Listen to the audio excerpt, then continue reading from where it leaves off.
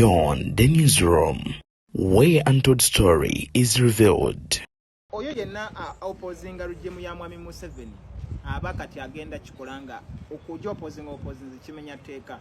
The Protection of Sovereignty Bill was read for the first time. Ssenyonyi, leader of opposition, akunyiza speaker akosa ne parliament akwabo bekikwatako engeri gye bayisaamu etteeka lino erya sovereignty eriri mu kubanga lidduka ku speed. Njagala olunaku olwaliro olitegere bunnyo. Omukulu wayitibwa Ssenyonyi olunaku olwaliro ate ku makya ebyaddala agambye nti entambuza ya protection eya sovereignty bill ebyaddala si ntuufu era ka speed mwekali. Agamba nti committee meetings ezirina okonsideringa ebirowoozo by'aba stakeholders nga naawe Munnayuganda yonna gy'ompuliriza gy'oli mwoli ate oba oli awo tebitambudde nga birina kuba nga bitambula. Era n'agamba nti but bill eno mumaze okubanga ready mugiteeka ku order paper y'olunaku leero kakati bye bimu ku biteeseddwako mu ssetteeserezo w'eggwanga. N'agamba nti si nkola nga bw'erina kubanga ebeera. N'agamba nti ebbiru eno bwe banga mugireeta ku lw'eggwanga okuba nti ligenda kuba bulungi nnyo. Ssenyonyi nga akunya speaker Monga n'amubuuza lwaki teyita mu mateeka geyina kuyitamu, lwaki teyita mu nzigi, lwaki mulimu kubanga mulinga abagiyisa mu mubooli. N'agamba nti it is prudent that the adequate time is accorded for key stakeholders to share their views on the bill. Akaseera we kali era n'obusobozi we buli obusobola okuba nti oboolyawo bill eno enkulu ennyo ey'eggwanga ekwatako gwe andaba mu video muno njagala gwe mundi ogusemba okubanga ogitegeerako ogenda ginyonyoka bulungi nnyo mweno sokola Ssenyonyi. And you referred the same to the relevant committees, two committees, Defense and Internal Affairs and the Legal and Parliamentary Affairs Committee, to process. At the end of last week, as we went to the weekend, we did see communication by the Office of the Clerk to Parliament inviting the public to give their input regarding this very bill. And a number of us are interested in sharing our views. I wrote to the committee yesterday, Monday, because we couldn't do so over the weekend when the communication did come out. The committee has yet to sit, the joint committee, and embark on, getting input from the different stakeholders. Meetings have not kicked off yet, but I got a bit confused and perplexed when I saw on the order paper the bill has been scheduled for second and third reading. So I was left in abeyance. Meanwhile, committee meetings have not kicked off. We have not shared. Because it's a critical bill. We have put all the things that we are to cover in the order paper. Honorable Speaker, you remember we were here with the UPDF amendment bill, the bill on iPod, and I raised similar issues to say, let's give time for stakeholders, and that time was not accorded. So I got concerned seeing a similar trend of events. That's why I say, let me raise it so that there is proper guidance. Ebuvanjuba nebugwanjuba ewaka wasigala we wasinga. Beyond the newsroom gwe mukutu ogukuleetera ekyo ekisinga katiranga naffe ng'oyita ku noti 771 453 688 ne noti 744 26 45 na bino bikulu tetulanga bafere tetulanga basawo ba kinnansi n'abagwa mu koowa eryo mwebale kutuwagira. Thank you. Devastating news. We hope that the family and all those who knew her and loved her can find comfort during this time. It's a good thing that tomorrow we shall have a session to pay tribute to her.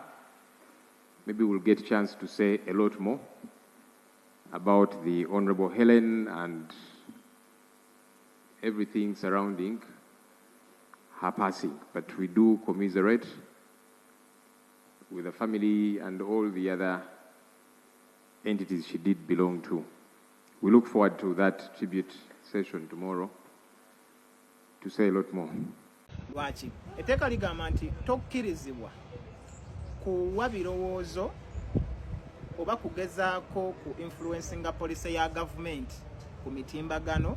Bw'oba oyagala kukola ekyo olina kuwandiikira minisita kati bino bye tujja ne tukola tweet ne tugamba maybe Kyagulanyi Robert Essentamu omwagalwa wa bangi mu kyalo ne mu kibuga ebule n'ebweya ku Ssemazinga ku Zissamayanja oboolyawo ku mbalama ne ku nkalu oboolyawo byonna byonna basobola okuba nga bakuletera omuntu Munnayuganda kyasinze okwagalwa erinnya lirimu Okelo Obinyi ate oboolyawo Kyagulanyi Robert Essentamu Ngobi Swaibu n'amanyi amalala bangi nnyo nnyini ddala nti ebyeddala abikoze mu lunaku olwaliro ayogedde wakati mu nnaku okwongera okugumya n'okuwa respect esembayo eri abadde omwagalwa we omubaka w'ebitundu by'Essese Bizinga omusanvu Helen Nakimuli essaawa nga zembyaga ezikazi nkwe kusoosokolenge obubaka bwe bukiyalingeko abasonga nti bubadde bukulu nnyo ono yamuyirawo omubiri mu nnaku ezaali enkulu buli omu ng'asuubira nti abantu bandibadde bali mu kubanga batendereza n'okujaguza amazaalibwa ga Kristo. Bobi Wine yagenda mu bizinga by'Essese oba Kalangala district n'anoonyeza Helen Nakimuli akalulu kitegeeza nti abadde mubaka we gwe yalabamu ekyamaanyi ennyo n'alabamu n'obwesige ate buli awo ne bannayuganda ne batamuyiwa ab'e Kalangala ne basalawo kubanga bamusindika omulundi ogwokubiri. Nkusaba owulire ebigambo bye eby'omukulu tebiddibwamu. Nze Marvin bwe manya ku corruption maybe ali ku parliament oba aliwa nembi publishinga oba ne publishinga some other information ng'eyina engeri yonna gyekosaamu economy nze mba nkoze ki bamenye etteeka. Kitegeeza ba student tebakyakirizibwa kukola research, ba student bakiri tebakkiriza kukola research nga tebafunye lukusa lwa gavumenti.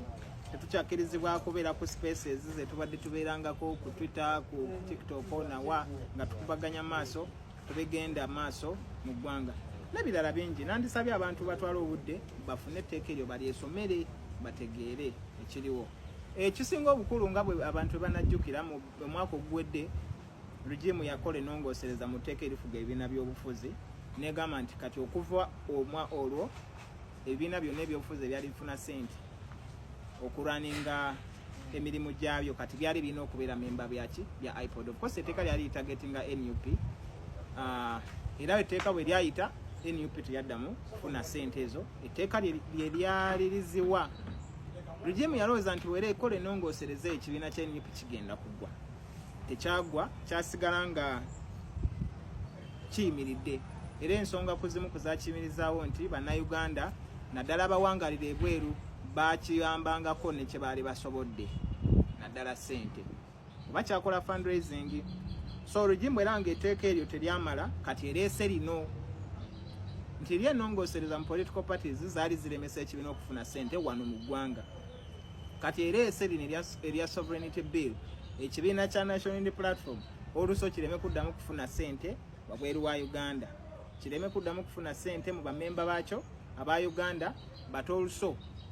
Etteeka kati ligamba nti bw'obeera nga owagira NUP for example ng'oli mu chapter y'NUP ey'ebweru, chapter eyo okubeerawo omuntu yenna agirepresentinga alina okusaba olukusa okuva mu Ministry of Internal Affairs n'ebirala bingi. Naye ng'ekisinga obukulu kya byonna nze kyenjagala okukkaatiriza kye kino nti etteeka kye lireese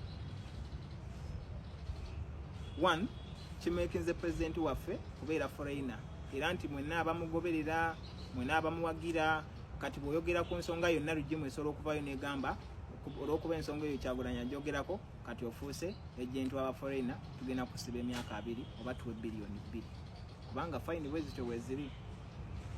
Akulira oludda oluvuganya amuzizza ku nsonga ya budget wano nno agamba nti Parliament ebadde egamba nti terina budde bumala akusobola kubanga oboolyawo bayita mu ngeri y'engereka y'emisolo egimu oboolyawo ekintu akiganirira era n'agamba nti ebyaddala ate tulina kubanga atukola mu nkola ebate. Agambye bw'ati ono arejectinze government's justification okusobola okukola nti oboolyawo amateeka agamu bagasuspendinze mu kuyisibwa era gagenda kubanga oboolyawo Parliament gamba nti tewali budde bumala akusobola kuba nti oboolyawo tugatulamu tugayitamu ate gasobola kubanga gayita bino nno omukulu awukulira oludda oluvuganya abigambye nedda abisambaze bw'ati trade order wano nno mulina okubanga mwesiba 2 vidiyo ekyalimu bingi ebikukwatako. Nkusaba osubscribinge olikinga ate etambule giweerezeko muno olwansonga nti kino ekiri muno buli omu kimukwatako oli bweru oli mu Uganda byonna bikukwatako wano. But we are saying this budget process, the tax bills that we are passing, have got heavy sounding ramifications on everyone here, on the population out there. And that's what we are saying. Can we handle it prudently?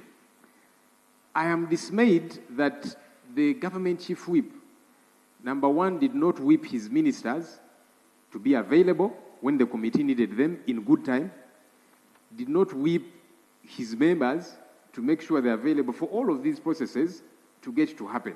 Because if a committee is saying, Minister of Finance will require you to be present, and all the ministers are saying, we are not available, we are in Washington, D.C., what was the emergency about being in Washington, D.C., as opposed to being before the Finance Committee and all the other relevant committees to pass a budget that you are saying and acknowledging is very critical? So the exculpation, Right Honourable Speaker, of time, what you're giving as an excuse of time, please give us another reason. Because time should have been managed properly thus far. We knew about this budget. There's nothing that has happened under the sky that has caused us to be in such a hurry. We knew that there was going to be an election. It was going to run up until a particular time. We knew about this budget process. So the excuse of time, Right Honourable Speaker, no, let's find another reason so that the people who are watching us out there know that we take our work seriously. That as we are planning for the election, we're also planning for the budget process. As we are planning for all those other engagements, we knew about this particular budget process, critical as it is. So can we get another excuse? Eteeka lya trade order erigaana konteyina n'ebibanda by'embaawo ku kkubo oba lya munda oba ku main road ku chorus wane Uganda. Kati gwalina konteyina kujjako ogisimide underground n'osima empuku wansi mu Uganda, mu Republic of Uganda, n'osima empuku wansi mu go down nga Iran, awo olina kubeera ne konteyina mu ggwanga lye bayita Republic of Uganda. Nze amagezi gali gamu gempa abantu bonna abalina konteyina mu zibotiiki abalina botiiki mu zikonteyina naye si konteyina mu botiiki abalinamu budayale obutunda amata ne busooda. Funa kiweetiye kisime underground 5 mutaka wansi ogiziike eyo oteeke mu bizinensi yo, naye si ku ground waggulu. Kulwa trade order etteeka ly'ebyobusuubuzi si ye trade Ramadhan Ngobi omutesitesi w'ebyenfuna mu Ministry of Finance mukopa bayirani bana Uganda ge magezi gembawa osime ndachi ye ndachi futi 10 wanseyo nga bayirani mutekeyo konteyina zamwe ne business iziryawo. Amagezi amaranga wa best hotel ye hotero oba hotel best hotel bakolera yoki kati sima underground 5 wansi otekeyo ekimansuro kyo naye sikurukaro no ku main road ara Uganda ju Museveni ju Muhozi ju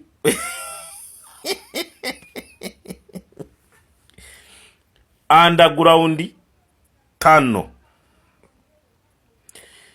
bintu bingi bantu bangi bali awo tibategeera ensi gyeraga bantu bali mu buzibu tebategeera kiki kigenda mu maaso naye simenda akiyo teekayo konteyinayo okolereeyo mu underground nga Iran